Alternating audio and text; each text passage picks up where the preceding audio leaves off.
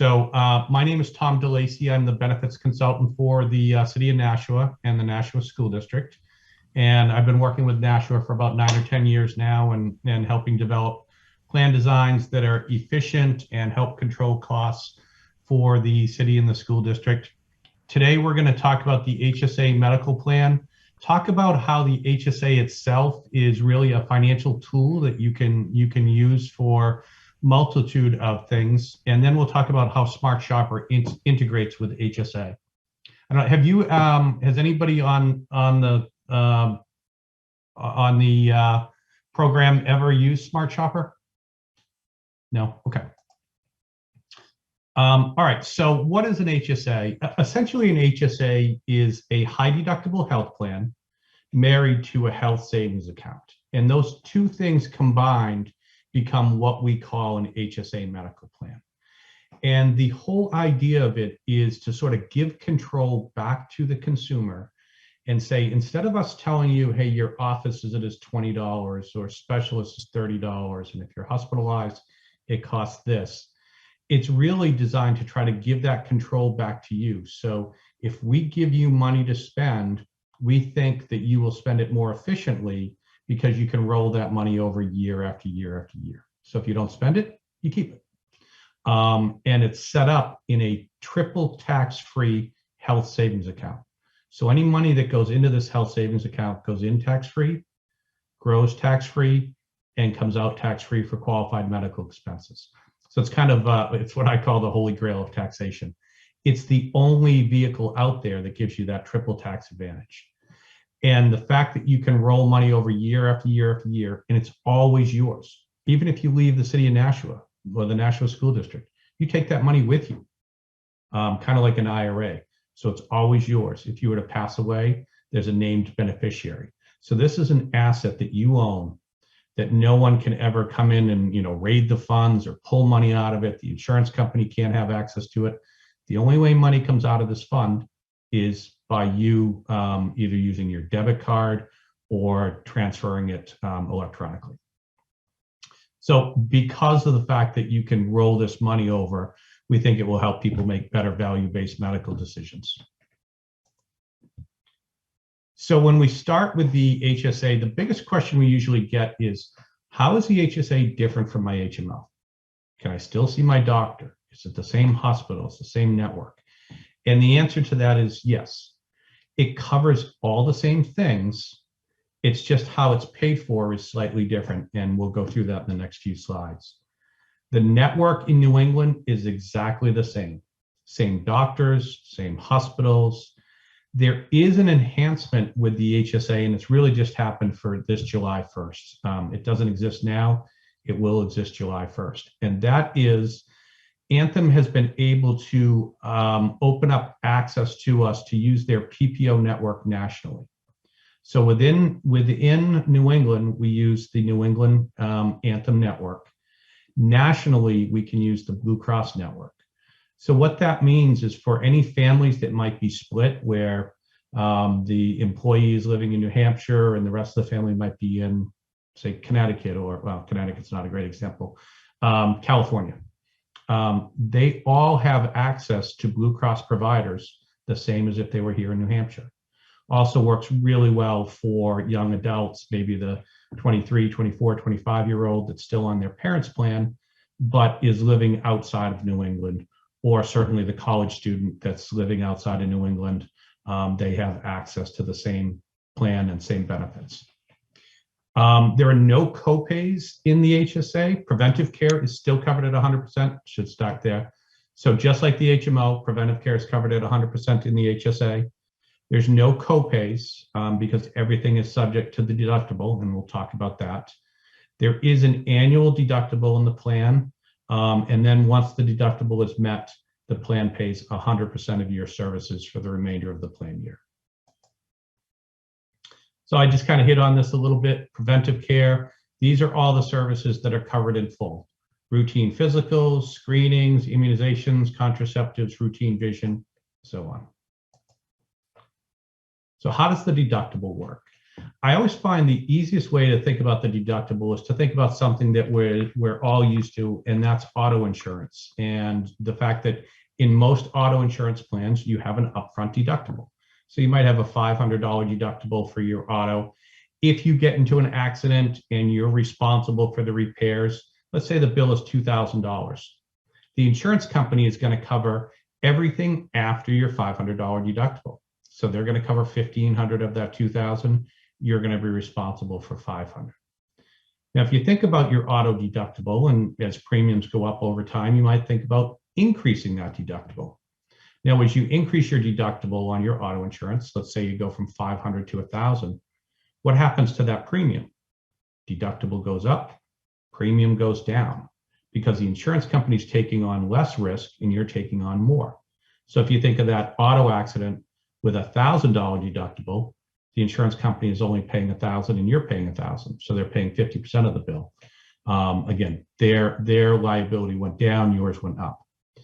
As the deductible goes up, premium goes down, we take that savings and we use that to fund that tax-free health savings account. So in the plan that we've designed, there's a $2,000 deductible for a single or $4,000 for a two-person or family plan. Now that's a lot of money, but when you see what's in the HSA account, it makes it a little bit more palatable. The deductible applies to everything except preventive care. What that means is you pay the deductible up, you pay the full cost of the service up to hitting your deductible for doctor's office, specialists, prescriptions, lab, x-rays, inpatient, outpatient surgeries, behavioral health care, and so on. So everything but the deductible, but the preventive care is subject to that deductible. Once you hit your deductible, the plan pays 100%. Yeah. So what does Nashua contribute to your HSA? So the city contributes $1,500 for a single plan and $3,000 for a two-person or family plan. So essentially 75% of the deductible, the city gives you back in the form of an HSA contribution. So it goes right into your tax-free health savings account. Remember that your deductible is $2,000 for a single or $4,000 for a two-person or family plan. So your remaining exposure or liability, if you take the deductible minus the HSA contribution, is $500 for a single plan or $1,000 for a two-person or family plan.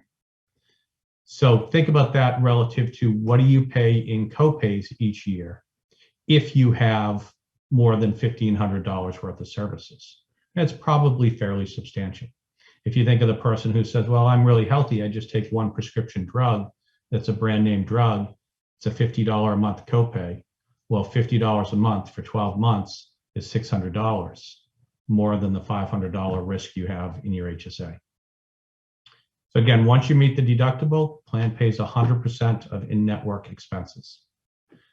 Contributions to the HSA are made based on 50% being paid to you in July, and the remaining 50% of the contribution paid to you in October. So if you're a family plan, you get $1,500 the first paycheck in July, $1,500 the first paycheck in October. Now, the city recognizes that there could be a hardship. You could be in that unfortunate situation where you have a major expense, let's say the third week of July, someone gets in an accident, there's a $10,000 hospital bill. Well, so far you've still got your $4,000 deductible in a family plan, but you've only got $1,500 in your HSA fund. So the city, if you bring in the receipts, will accelerate that contribution to your HSA, meaning that they'll give you that other 50% as soon as you show them receipts that, hey, in fact, I have incurred more than $4,000 worth of expenses. Any questions so far? Okay. So the other part of this equation is looking at what does it cost me out of my paycheck for the HSA versus the HMO. And what we're showing you here is the annual cost for the HSA, the annual cost for the HMO for single, two-person, and family coverage. And happy to say that the rates for the current plan, the 2020 plan, are going to be the same in 2021. So there will be no increase to the rates this year for both medical and dental. So that's good news. So if you look at the comparison of the HSA cost to the HMO cost, you'll see that the HSA costs about $387 less per year than the HMO. Two-person plan about $791 and family about $1262. So when you go back to that equation, thinking about, hey, my deductible is $2,000. The city gives me $1,500. So now my risk is $500. But if I were to take that $387 that I'm already paying right now if I'm in the HMO, and I put that into the HSA account, so it goes in tax-free, I would have $1,887 in my HSA. Now my risk is only $113. That's a few office visits. You look at for a two-person plan, you would have $37.91 towards your $4,000 deductible. And then if you get to the family plan, it's an absolute no-brainer. If you took that HSA money of $3,000 from the city, plus what you're saving out of your paycheck, you could actually overfund your HSA and put $4,262 in there and still only have a $4,000 deductible. So when you think about the math, the question that I would be thinking of is, well, how does this work?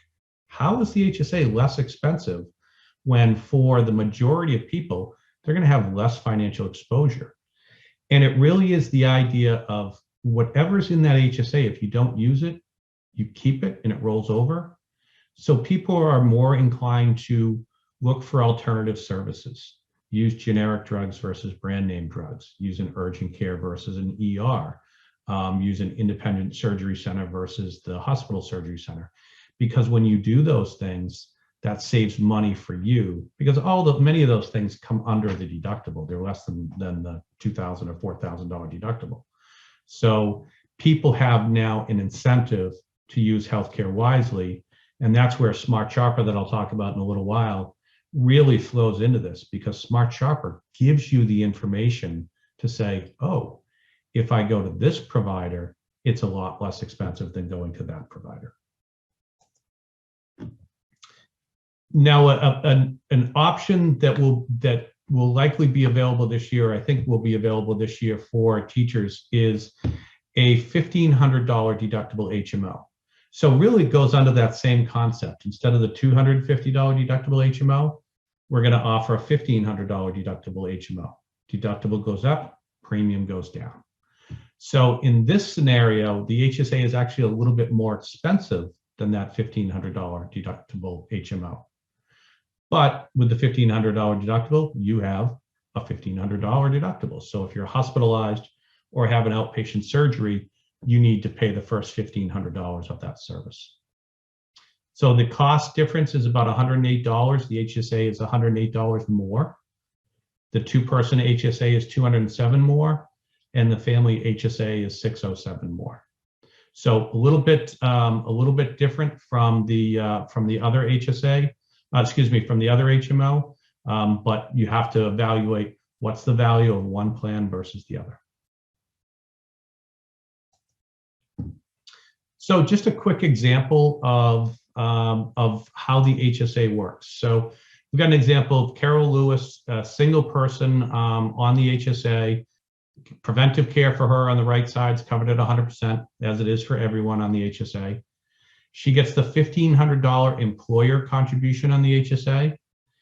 And then she's decided to put $2,000 of her own money, payroll deducted, into her HSA.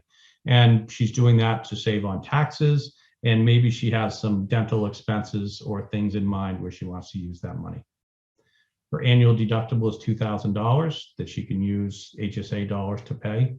And then she has her traditional coverage, 100% coverage after the deductible in network, or 70% out of network. So she has her balance of $3,500. She has some expenses, well-woman preventive exam of $350, prescription drugs of $300. So total expenses of $650. 350 of that is preventive. So it doesn't go towards the deductible. It's covered 100% by Anthem. The non-preventive services, those prescription drugs, she would need to pay for, and she's decided to use her HSA funds to pay for that. So at the end of the year, she has $3,200 left in her HSA account. That money rolls over to the next year, and she gets another $1,500 contribution by her employer. So at the end of year one, beginning of year two, or the first few months of year two, she's got about $4,700 in her HSA, but her deductible is still just $2,000. Another example, family plan, the Wilsons, they have $3,000 in their HSA. They've decided not to put any of their own money in the HSA, which is totally fine. They have some preventive exams, $1,400, prescriptions of $900, and they have the big one, a hospitalization and surgery for $14,300, and then some follow-up physical therapy, $600. So they've certainly gone past the $4,000 deductible, and they're responsible for the first $4,000. They use their HSA to pay $3,000 of that $4,000 because that's all they had in their HSA. Now the Wilsons owe $1,000 to the hospital. The best way for them to pay that is to go to Human Resources and say, hey, I need to get $1,000 out of my paycheck into my HSA. So I'd like you over the next 4 paychecks to take $250 and put it into my health savings account. The reason that they would want to do that is any money that goes into the health savings account goes in tax-free, meaning that you wouldn't pay income tax. So to put $1,000 after tax into the HSA, you'd probably need to make $1,300 or so. But when you're doing it pre-tax, $1,000 is $1,000. So because the IRS allows you to put money in this HSA triple tax-free, meaning no taxes to put money in, no taxes on the growth, and no taxes to come out, the IRS and the US Department of Treasury has a little something to say about that, and they have a few rules. And the rules actually make sense. So if you are in a high deductible health plan and you want to open an HSA and contribute to that, whether it's you contributing to it or your employer, there's some rules that you have to follow. One is you have to have a qualified high deductible health plan. Our high deductible health plan is HSA qualified, so you're good there. You also can't have coverage, you can't be covered under somebody else's health plan that isn't a qualified high deductible health plan. So what I mean by that is I can't have my high deductible health plan and open my HSA and contribute to it if at the same time I'm covered under my spouse's HMO. Government says that's dual coverage. The whole idea of the HSA is to allow you that tax advantage, but it's a medical plan and first and foremost. The other part of it is the government wants to help you save for retirement and retiree medical expenses, so they allow you that tax-free savings. You have to be a US resident, not a resident of Puerto Rico or American Samoa. You can't be enrolled in Medicare because that would be other coverage. So if someone's thinking about, hey, they're getting close to age 65, but they know they're going to work till 67 or 68, you can remain on the high deductible health plan, but in order to put money into your HSA and receive the funds from the city, you need to call Social Security office and tell them that you want to defer Medicare. And then when you finally do retire, you'll pick Medicare back up. And the reason for that is Medicare Part A happens automatically. So you don't need to do anything to get Medicare Part A other than turn 65. Medicare Part B and D, you have to actively elect. So if you defer Medicare, you're good to go. You can't be claimed as a dependent on another individual's tax return, and you can't be in active military service because that comes along with a medical plan. So we can't really do a presentation without talking about how to get the most out of your medical plan and use it efficiently. So a couple quick things here. The Anthem website has some search tools for cost savings. There's a lot of great information on there. If you haven't had the opportunity to go on and set up your profile, so choose a username and password so that you can access your information, I highly recommend you do that, especially if you're considering moving from the HMO to the HSA. because you can actually see up to 24 months of previous claims in the Anthem system. So you can tell what would be the effect of me going to the HSA. What have I spent in the past? What might I spend in the future? Utilize Anthem's Live Health Online, which is a telehealth program, which has really exploded since COVID. So people are really getting accustomed to using that. Basically a live chat, sort of a Skype or FaceTime visit with a provider. And that's really to manage, minor illnesses and injuries. Shop around for the best prices on prescription drugs. GoodRx will let you see what the cost of prescriptions is from one pharmacy to another. You can choose generic versus brand name prescriptions when available, and you can take advantage of pharmacy prescription cards. One note about pharmacy prescription cards: typically when you're using those, or when you are using those are working outside of your medical plan, which means you're not submitting a claim to Anthem. You're just taking advantage of a cash discount from a pharmacy. And so that would be outside of the plan, meaning that your deductible wouldn't decrease by what you paid because that claim never went through the claim system. Last piece is call Smart Shopper and shop for the low cost, high quality provider in your area for whatever the service is needed. And I'll talk more about that in the next few slides. So how are claims paid? This is a little bit different than your HMO. In your HMO, you walk in, you show them your ID card, they charge you the copay right there. At the pharmacy, it will work that same way. You go into the pharmacy, you show them your ID card, and they'll look in their system and they'll have a direct link into Anthem so they can see if you've met your deductible. If you haven't met your deductible, here you go, there's no charge, it's covered 100%. If you haven't met your deductible, they're going to charge you the Anthem discounted cost for that drug. It's not going to be a copay, it will be actual cost of the drug. So let's say the cost has a retail charge of $130. Anthem's negotiated rate on that drug is $95. The pharmacist will charge you the $95 there at the point of service in the pharmacy, and you can use your HSA card to swipe and pay for that drug. You'll see your HSA balance went down by $95. You'll also see that your deductible went down by the $95. At the provider office or hospital, it's going to be a little bit different. They're not going to charge you anything when you go into the doctor's office. They're not going to charge you anything when you go into the hospital. They have to let that claim go through the Anthem system and spit out the results. And the way that that works is, let's say I go see a doctor, about a week later, I'm going to get what's called an explanation of benefits. And it's going to say, hey, Tom, you went to see Dr. Smith on this day.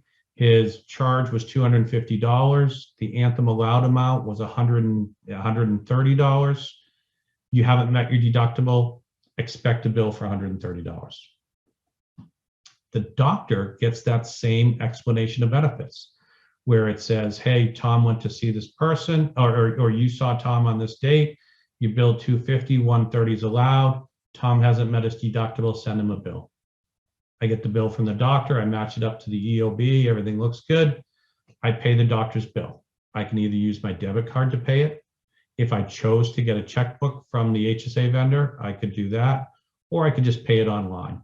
Typically what I do is I write my debit card information right on the doctor's bill, pop it in the mail, and send it back. If you have met your deductible and it's a doctor's office or a hospital, it'll go through that same process, but instead of saying you owe the $130, it will say you owe $0 because you've already met your deductible, so the visit's covered at 100%. You can always check your balances at anthem.com, and moving forward in July, you'll be able to see all of your claim information on anthem.com and your HSA information right there in one place. So to talk a little bit about Smart Shopper, and probably get about another 5 or 10 minutes here. Smart Shopper is a program that was designed actually here in New Hampshire about 10 or 12 years ago, and now is a national offering. I think it's in about 34 states. But the whole idea of it was started out of a conversation that we had with Anthem and the city of Manchester at the time, talking about the just huge variation in the cost of services with no discernible difference in quality. Really just depended what facility you went to. You might pay 3 or 4 times more than a different facility. And one of the things that we looked at was a colonoscopy. Within 10 miles of City Hall in Manchester, a colonoscopy ranged in cost from $4,300 down to about either $1,400 or $1,600, depending on which facility you went to. You could use the very same doctor, but it just depended which surgical suite you used, whether it was at the hospital or an independent surgery center. So what we did with Smart Shopper was, the goal was just to get people information so that if you called an 800 number or searched on a website, you could find out directly, if I need an MRI, where's the lowest cost in-network quality place that I can go to? And if you do go to that facility, we're going to pay you a reward for doing that because it saves the plan so much money. So the way that it works is a doctor recommends a service. I either go to smartshopper.com and shop online, or I call the personal assistant at the 800 number and say, hey, my doctor wants me to get an MRI and wants me to go to Elliott. Well, the either on smartshopper.com or the personal assistant will say, well, that's fine, you can go there, but that's not the low-cost facility. However, if you go to Dairy Imaging in Bedford and you have the MRI done there, you can earn an incentive of $100, $200, whatever the incentive is for the MRI. I then can make a choice, go to the hospital or go to the independent surgery center or Dairy Imaging in this case. So if I decide to go to Dairy Imaging, I have the service done. In about 45 to 60 days, I'll receive a check for that reward for using the low-cost provider. I may have earned myself $100, but may have also saved the plan $1,000 in sort of a bloated cost. The Smart Shopper personal assistant, they are there 8 to 8 Monday through Thursday and 8 to 6 on Friday, or you can shop online at smartshopper.com. And the personal assistant is really meant to be sort of white glove support. They're going to answer questions, walk you through the process, even change an appointment if you've got one previously scheduled. They'll hold you on the line, do a 3-way call, reschedule the appointment so that you can go to the low-cost facility. So really the goal here is make it as easy as possible. Just making a call to an 800 number, you can get that reward, and then if you decide, you can put that reward in your HSA account and pay no taxes. So here are a few examples of some of the more popular services on Smart Shopper. So colonoscopy, you can earn up to $250, CAT scan $150, knee arthroscopy, mammogram, MRI, and so on.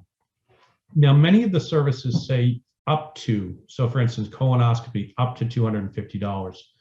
When we started this program years ago, we just focused on what's the low-cost provider. But what we found with feedback over time was that people might be willing to drive 15 minutes to a lower cost provider, but not 25 minutes to the lowest cost provider. So we started to tier these things and said, hey, if someone is below the average cost, well, they might not be the lowest, so it might not be a $250 incentive, but if they're still lower than the average, we'll offer a $150 incentive for that.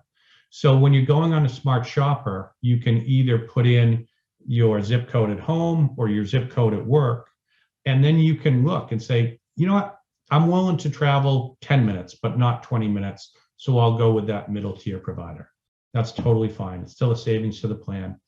And remember, every provider in Smart Shopper is one that is in the Anthem network, that's vetted by Anthem every 2 years for, for quality. So it's not like where you're going to an inferior provider. So quick example of Smart Shopper. go to see my doctor after a knee injury. My doctor recommends an MRI. I go on to Smart Shopper and I shop for the low-cost MRI. I go to the low-cost provider and I earn a $150 incentive. The MRI comes back and it says that there's a tear, so I have to have a knee arthroscopy. I call Smart Shopper again or shop online. I go to the low-cost facility and I earn $250. After the surgery, I obviously need physical therapy on that knee. Again, I need to either call or shop on Smart Shopper first, verify the location is cost effective, and I earn a $150 incentive on that. So from this unfortunate incident, I was able to put together about $550 in savings that I can put into my HSA simply by using Smart Shopper. The reality is, probably save the plan thousands of dollars by using the efficient provider. So back to the HSA. The HSA has contribution limits. There are no limits to how much you can accumulate in your account. No limits to how much can roll over year after year. But there is a limit on what you can put in any given year, and that is from all sources. So money from your employer, money from yourself. So in 2021, that individual total is $3,600. Family total is $7,200. With the one exception, if you're age 55 or over, you can do $1,000 extra per year for the account holder. And that's really sort of like you have in 401ks, the catch-up contribution. So everyday healthcare expenses that you can pay for with your HSA, doctor's visits, lab tests, prescriptions, really all the things associated with your medical plan. But even outside of your medical plan, you can use HSA dollars to pay for things like dental, braces, eye exam, glasses, contacts. But remember, if it's non-medical, i.e. dental or vision, that does not go towards your medical deductible because obviously dental is not medical. So just be careful of that. If you use $1,000 of your HSA dollars on dental, you may be short on the other side on medical, unless you had put extra money into your HSA or accumulated it over time. Things that aren't qualified, cosmetic surgery, teeth whitening, all the things that you're kind of used to in your health plan. So last slide, just talking about the growth of money. You know, if you're putting money into your HSA every year and it earns 8%, if you've decided to put that into mutual funds, once you have $1,000, there are about 20 different mutual funds you can invest in. That money will grow pretty substantially. And we've certainly seen over the years in some of the municipalities that we work with, people retiring with $30,000, $40,000, $50,000 in their HSA. Now, they were making contributions above and beyond what the city paid, but still that's all tax-free money that they're retiring with. So that was it for the formal presentation. Are there any questions that I can answer for anyone? Okay. Sarah, I can see you, so no questions from Sarah. Anyone else have a question? Right. Well, thank you very much. I hope you have a great afternoon, and summer's coming. I hope everybody enjoys it. I think we deserve it. Thank you, Tom.